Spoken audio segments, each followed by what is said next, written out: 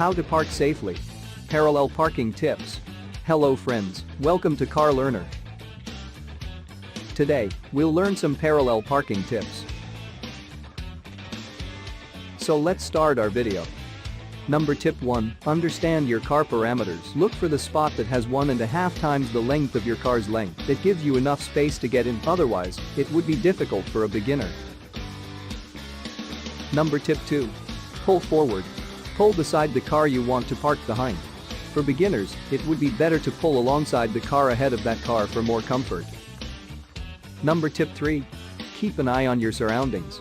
Keep checking your surroundings and slowly begin to drive backward for staying parallel to the parked cars. Tip 4, move at 45 degrees. The thumb rule for parallel parking is to take the turn when you can see the back of the car that you want to park behind. Cut the wheel to move at a 45-degree angle. Tip 5, measure when to move wheels. Once your seat is parallel to the bumper of the car you want to park behind, turn wheels in the opposite direction. Now move slowly, and your car is parked. Tip 6, check if everything is okay. Now you have parked the car, but your job is not to finish. Turn the wheels straight and pull to the middle of the space to prevent any harm. Thanks for watching the video.